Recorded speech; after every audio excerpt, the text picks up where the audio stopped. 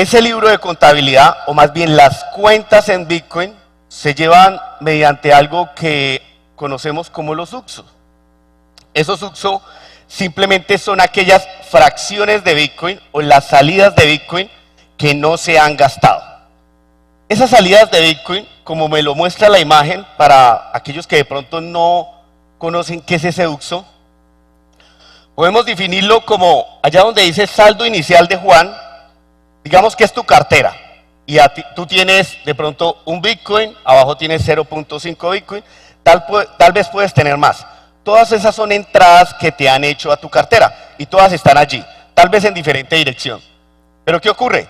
Que cuando nosotros decidimos gastar algo de Bitcoin de lo que tenemos, estamos ejecutando una transacción y ese es el 0.5 que toma Juan en la imagen. Se lo va a enviar, de ese 0.5 va a enviar a María 0.3. Ese 0.3 es un nuevo UXO, es una nueva salida de Bitcoin que no se ha gastado. Y ahí es donde está la magia de todo lo que voy a explicar a continuación. Con ese 0.3, ese nuevo UXO que se ha creado, esa nueva salida de Bitcoin que no se ha gastado, pues nos permite saber todo esto que está aquí abajo. Nos permite saber qué cantidad ahora tiene María. Claro que no vamos a saber qué es María, pero sí una dirección X. Vamos a saber a partir de ahora qué cantidad de tiempo María va a tener ese 0.3 Bitcoin y vamos a saber una estimación a qué precio compró María. Claro, todos estos datos en un inicio no nos pueden decir mucho, pero a medida que va pasando el tiempo, tal vez si María se vuelve en una holder de 1 año, de 2 años, de 3 años, nos está diciendo bastante. Ahora, partiendo o habiendo ya explicado ese tema importante de qué es los UXO, porque es que desde ahí se va a desprender todo lo que voy a hablar, tenemos en la imagen la política monetaria de Bitcoin. Todos la tenemos bastante claro, se van a emitir del 2009 al 2140 aproximadamente. Esta fecha se puede correr. ¿Qué es lo interesante? Que estamos observando que cada 210.000 bloques se está emitiendo X cantidad de Bitcoin. Por ejemplo, en los primeros 210.000 bloques, aproximadamente del año 2009 al 2012, se generaron la mitad de los Bitcoin. Estamos hablando que se generaron 10.500.000 Bitcoin en los primeros 210.000 bloques de Bitcoin. En los siguientes 4 años ya fue la mitad, porque allí nos ocurrió un hito importante que fue el halving. El halving, para los que no lo conocen, es simplemente la disminución en la nueva emisión de los Bitcoin a la mitad. Por eso en los primeros 4 años, 10.500.000. En los siguientes 4 años, 5.250.000 Bitcoin. Y ahí, para el 2016, ya el 75% del Bitcoin estaba en circulación. Y ahí podemos seguir viendo los datos. ¿En qué época nos encontramos? Bueno, estamos desarrollando el ciclo del 2020 al 2024. En esta época se van a generar 1.312.500 Bitcoin. Después de que se termine esta época, fíjense las cantidades que van a quedar por emitirse. Esto ya nos lleva a involucrarnos con palabras tal vez de escasez, donde nos muestra lo prometedor que es Bitcoin, tal vez si lo empezamos a ver o a medir en torno a precio. Ahora, estos son simplemente datos, simplemente es para mostrar la política monetaria, dónde está la oferta en este momento. La gráfica que estamos viendo ahora simplemente es el desempeño del precio de Bitcoin desde el 2010 hasta la actualidad. Pero ¿qué es lo interesante? La línea naranja es la emisión de los Bitcoin a través de la historia. Algo interesante es que vemos que la línea de inclinación con la cual se van emitiendo los Bitcoin ha ido disminuyendo. Es interesante y veíamos el porqué en la slide anterior. ¿Qué nos muestra cada línea de esas verde? Nos está indicando que después de los halving, que es la fecha en que ocurrió cada uno de ellos y está indicada con esa línea puntuada negra vertical, vemos cómo el precio tiende a incrementarse. Y precisamente, en parte, esa afectación del precio de Bitcoin ocurre por lo que les explicaba anteriormente, que se disminuya a la mitad la emisión de los nuevos Bitcoin. Es claro, una interacción entre oferta y demanda, pero quería anotar con esta gráfica simplemente ese impacto que ha tenido todos los años, bueno, todos los años, sino cada vez que ocurre un halving, lo que ocurre al año o a los 2 años siguientes. Esto va a ir perdiendo injerencia o afectación al precio de Bitcoin, porque recuerden que cada vez queda menos Bitcoin por emitirse. Tal vez la línea más inclinada fue la que se dio después del primer halving de 2012. Vemos la inclinación de esa línea tan importante, porque allí se emitieron la mitad, los 4 años anteriores, la mitad de los Bitcoin, y seguidamente después del halving, pues se redujo o ocurrió ese halving que nos trae una reducción a la mitad. Simplemente era para mostrar esa afectación que trae la política monetaria de Bitcoin al precio. Ahora, hay que saber dónde estamos actualmente. A veces decimos, no, están los Bitcoin, pero no nos detallamos que es que ya casi tenemos el 90% del Bitcoin en circulación. Hoy estamos, bueno, hoy no, a fecha ayer estábamos con esta cantidad de Bitcoin en circulación, 18.877.085 Bitcoin, a la altura del bloque 710.348. Eso es parte de la magia que nos permite Bitcoin. No creo que un banco nos vaya a dar estas cuentas, pero Bitcoin sí te permite. Adquieres, montas tu nodo o vas a un explorador de bloques y simplemente vas a tener esta información. Es importante ver que estamos casi al 90%, pero aún más, el título que está allá arriba, el 99% de los Bitcoin va a estar en circulación a diciembre de 2035. Un dato interesante, el 14 de diciembre de este año ya vamos a estar con el 90% de los Bitcoin en circulación. Nuevamente, simplemente era para dar una perspectiva de dónde se encuentran los Bitcoin, dónde está la oferta de los Bitcoin, y así estaba. Ahora, veamos qué pasa con la demanda, con nosotros, los que estamos comprando Bitcoin, los que tenemos algo de Bitcoin, porque el precio tiene que obedecer a una interacción entre la oferta que veíamos anteriormente y ahora la demanda. ¿Qué estamos viendo acá? El precio de Bitcoin históricamente con la línea negra y con la línea naranja, la cantidad de direcciones que tienen algo de Bitcoin. En este momento estamos hablando que hay 38.615.776 direcciones con Bitcoin. Eso nos da una perspectiva general. Ahora, recuerden, yo puedo tener en una dirección varios Bitcoin de varias personas si soy un servicio, si soy un intercambio. Pero también puedo tener varias direcciones que todas son de mi propiedad, donde tengo X cantidad de Bitcoin. Esto simplemente es lo que nos muestra la cadena. Nos dice que existen más de esas 38 millones de direcciones que tienen Bitcoin. Ahora, ¿qué datos nos dan los intercambios? Porque para sacar qué tanto es la oferta o qué cantidad de personas sabemos en Bitcoin en este momento, pues nos tenemos que llevar de primer medida, pues lo que nos dice la cadena, lo que no nos pueden mentir. En esto sí nos pueden mentir, porque este es un reporte, el de arriba, del segundo trimestre de este año, en donde se sacó de los principales 24 intercambios que ellos tienen 221 millones de usuarios. Son verificados y son las cuentas que ellos nos están dando. Ahora, Coinbase reportó en el tercer trimestre de este año que tiene 73 millones de usuarios verificados. Entonces ya nos empezamos a hacer ideas. Recuerdan, teníamos 35 millones de usuarios, de direcciones que sí tienen Bitcoin.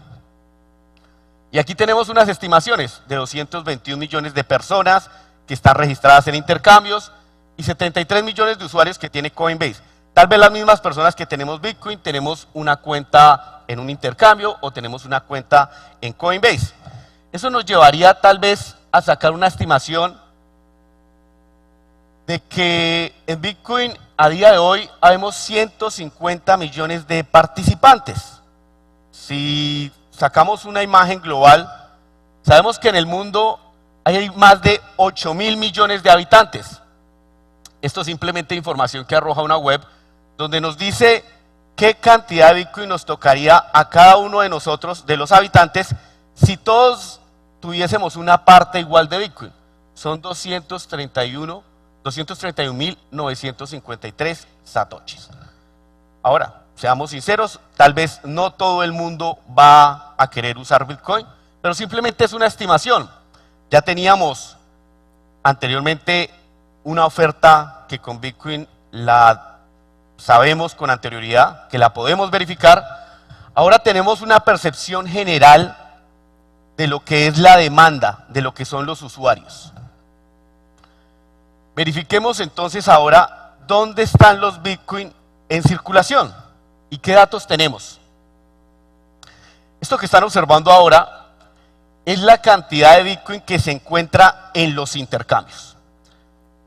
Actualmente tenemos un poco más del 13% de los Bitcoin que se encuentran en los intercambios. ¿Por qué es importante saber este dato?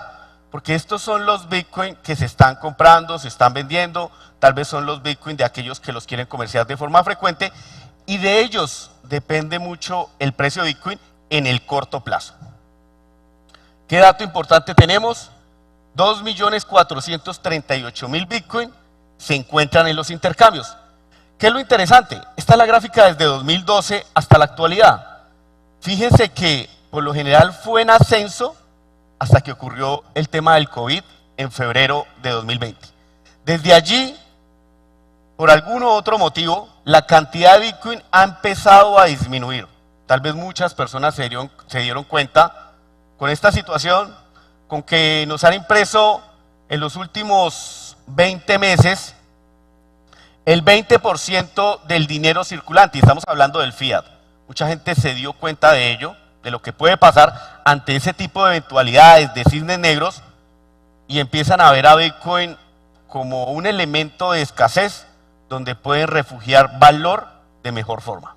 Pero aquí simplemente nos llevamos ese el dato, tenemos el 13% de los intercambios. ¿Qué quiere decir?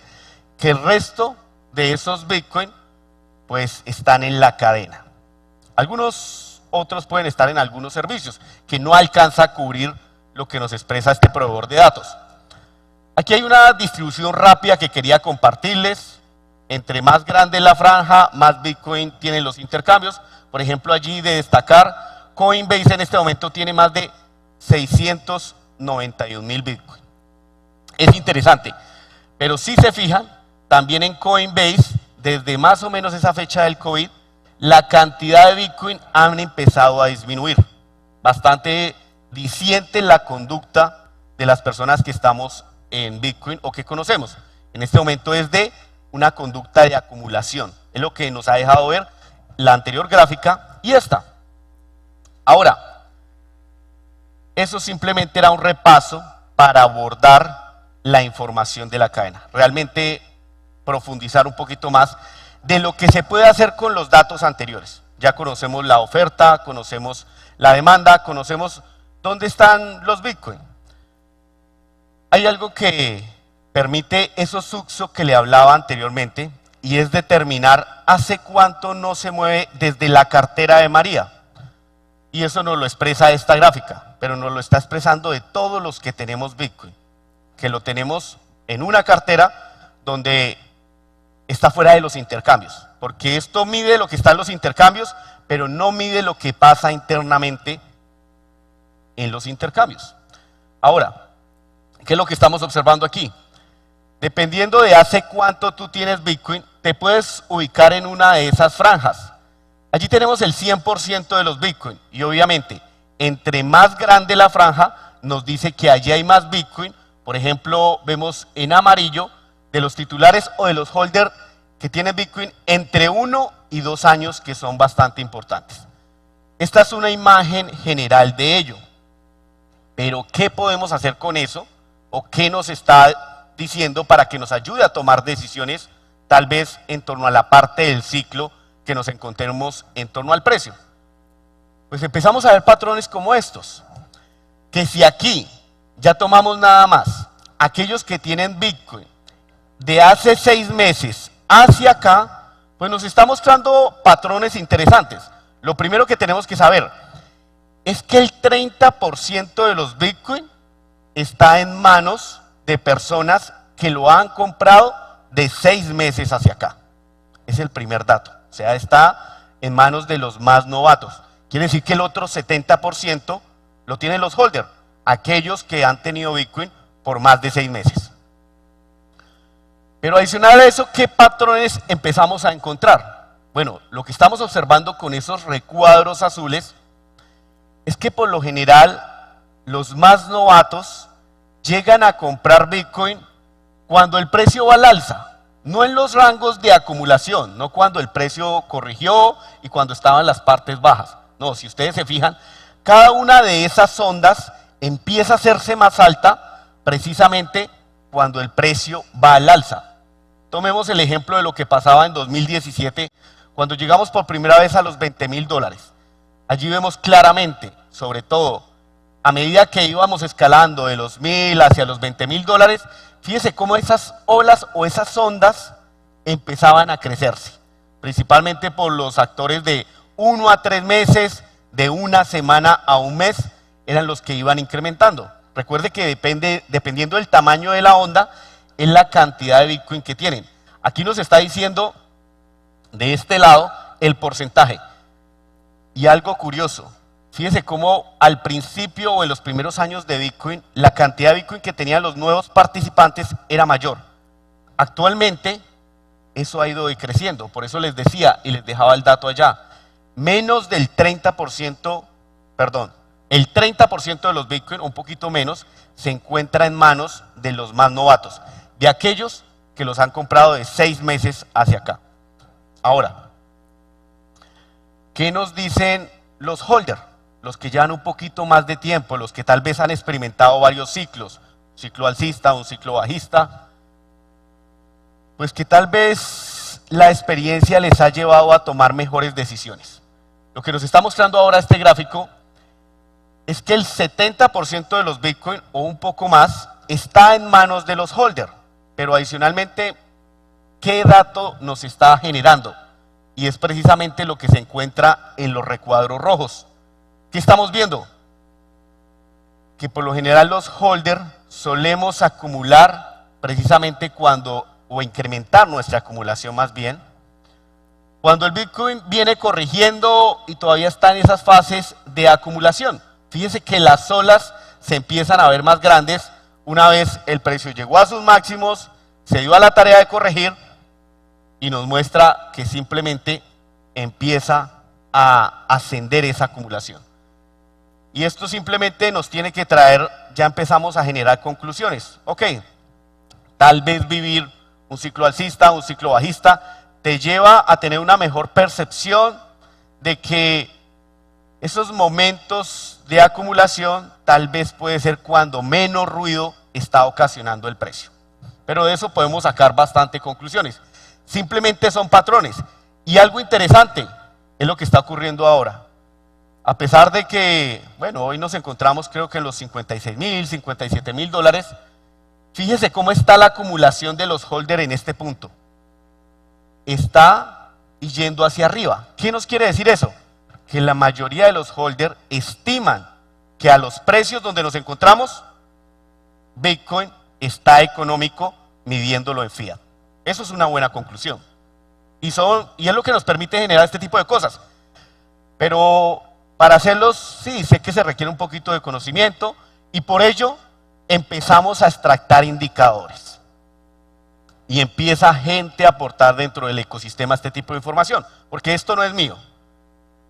Simplemente es gente que se dio a la tarea de entender esto, de saber que el libro de contabilidad de Bitcoin nos permite obtener toda esa información que ya hemos visto, pero que nos sirve para tomar algún tipo de decisiones. Y precisamente lo que estamos viendo es una relación de los holders y los más novatos en relación a la cantidad de Bitcoin que tienen. Ese indicador más directamente está tomando un ratio o una relación entre los titulares de Bitcoin que lo han tenido por una semana y aquellos que lo tienen por 1 año y 2 años. Esto tiene más de fondo, pero por el tiempo no puedo especificarme más, porque tengo otros. Pero sí es interesante que lo anterior nos permite sacar este tipo de indicadores, donde ¿qué estamos viendo? Con línea negra el precio de Bitcoin desde el 2011 hasta la actualidad. Y esa interacción entre los nuevos participantes y aquellos que ya llevamos más tiempo, llevan a ver tal vez cómo ese cambio nos puede decir que, medido en fiat, el precio de Bitcoin está sobrevalorado. Y es precisamente cuando se encuentran esas franjas rojas. Fíjese que llegó en el primer ciclo de Bitcoin cuando llegamos a los $32, aquí los $200, después los 1.200, en 2013 y en 2017 finales los $20.000. Aún estamos en marcha según esto, según la interacción entre los holders y los más novatos, nos dice que aún no ha llegado el máximo de este ciclo en precio. De la parte de dónde comprar, digamos que en algo ayuda, que es cuando está en la franja verde. ¿Y dónde comprar? Pues es cuando los holders, es decir, cuando los de 1 a 2 años están haciendo más acumulación, por eso baja el indicador que lo están haciendo los más novatos, los de una semana. Son indicadores que nos ayudan a tomar decisiones y que nos pueden dar una imagen de qué parte del ciclo nos encontramos. Ahora, teniendo ese tipo de información, nos lleva a construir otra serie de indicadores. Esos UTSO, esos movimientos que hacía María, que nosotros tenemos en cada una de nuestras carteras, esas salidas de transacción sin gastar, pues nos permite sacar otro tipo de datos, en donde nos dice que la base del precio de Bitcoin actualmente es de $24.300. Y ustedes se preguntarán, ¿y de dónde salió ese precio? ¿De dónde salen esos 24.300? Simplemente salen de ese último uso, o más bien coloquémoslo así, de ese último movimiento que se hizo de cada fracción de Bitcoin. Es decir, tú llegaste y hoy compraste Bitcoin, bueno, lo que hace este indicador es que le asigna el precio que tiene Bitcoin el día de hoy. Y dependiendo de ello, si lo hizo hace un año, le asignó al de hace un año, si lo hizo hace 5 años, le asignó el precio de hace 5 años. Con ello podemos hacer una tabulación y sacar que el precio base de Bitcoin en este momento es de $24.305. ¿Y por qué necesitamos ese precio? ¿Qué nos dice esa información de la cadena? Si ustedes se fijan, ese precio nos lo expresa esa línea amarilla. Y si ustedes son más detallistas, observan que el precio del día, que es la línea negra, cada vez que vulnera esa línea del precio, nos dice que es el mejor momento de compra en cada ciclo. Nos lo marcó aquí antes del 2012, cuando el precio venía corrigiendo de $32 a los $2. Nos lo marcó en el siguiente ciclo, después de los 1.200 que adquirían en 2013, que el precio rondaba los $200, $300 en ese momento. De una forma más reciente, en 2018, principios de 2019 lo volvió a marcar. El precio base, perdón, el precio del día vulneró el precio base y nos dijo, este es un buen momento para acumular Bitcoin, este es un buen momento para comprar. De una forma más reciente, marzo de 2020, cuando ocurrió el COVID, allí nos dijo, cuando el precio estaba a $3.000, $4.000, $5.000, este es un momento en el cual el precio base de Bitcoin, el precio al que hemos comprado de acuerdo a nuestra última transacción, nos dice que es buen momento para comprar. Ahora, seguramente, tal vez 2022, 2023, volvamos a visitar esa línea. Recuerden que alguien les habló de este precio base de Bitcoin y tal vez repásenlo, búsquelo porque les va a permitir. Claro, ahorita están $24.000. A medida que vamos escalando en precio, seguramente esté en $30.000, $40.000. Mi perspectiva es que la próxima corrección esté en ese rango. Que el precio más idóneo, tal vez para comprar, sea los $40.000. Pero eso es especulación. Tenemos que ver cómo avanza este indicador. Ahora, teniendo esa información, lo que ocurre es que por aquí David Powell, que es el creador de este indicador, nos lo hizo más fácil. y simplemente lo tabuló. Esto simplemente es un balance entre la capitalización del mercado y la capitalización real de Bitcoin. La capitalización real de Bitcoin sale de multiplicar los Bitcoin por el precio que daba anteriormente. La de mercado sale de multiplicar el precio de Bitcoin por el día de hoy, el que tiene hoy en este momento, por el circulante. Pero no todos compramos a este precio, por eso es una capitalización estimada. Una capitalización real sería tomarla al precio que cada uno de nosotros compramos. Y eso es lo que trabaja la métrica. Por ello, lo que observamos es que esto también nos dice en qué zonas comprar y en qué zonas vender relativamente. Cuando estamos en la franja verde, que es lo que está abajo, el indicador nos dice es momento de comprar. Fíjense que coincide con las mayores correcciones. Y lo que está en la franja roja es la parte de tomar utilidades, tomar algo de beneficios. Ya para ir cerrando, aquí tenemos un indicador ya más de corto plazo, en donde nos muestra simplemente una relación entre el precio de los bitcoiners que están vendiendo en el día versus lo que están pagando. Es decir, si yo hoy estoy vendiendo, ¿lo estoy haciendo en pérdidas o en ganancias? Por lo general, cuando la mayoría lo está haciendo en pérdidas, es que el indicador vulnera esa línea del ASOPR1 y nos dice, tal vez es momento de compra. Es lo que está ocurriendo hoy, en esta corrección. Esto ya es más de corto plazo, y eso es lo que está ocurriendo hoy. La última vez que ocurrió fue en el retroceso que tuvimos de forma reciente a los 58.000 y anteriormente a los $40.000. Ya si lo colocamos en una media de 7 días, nos deja una imagen más general, que nos puede decir si estamos en una tendencia alcista o en una tendencia bajista. Alcista cuando el indicador se encuentra arriba de esa línea, bajista cuando se encuentra abajo. Simplemente son datos. Ya para ir cerrando, creo que la mejor estrategia aquí es ser un holder. Esto que están viendo es la cantidad de Bitcoin que se han gastado de aquellos que los tenían de hace 7 a 10 años. Es decir, este es un holder. Recientemente, cuando llegamos a los 64.000, un holder gastó 2.000 Bitcoin que había comprado hace 7 o 10 años. ¿Qué nos dice entonces esto? Que tal vez todo lo que yo les mostré nos puede llevar a tomar decisiones, pero creo que la mejor estrategia, los datos nos dicen que es ser un holder. Yeah.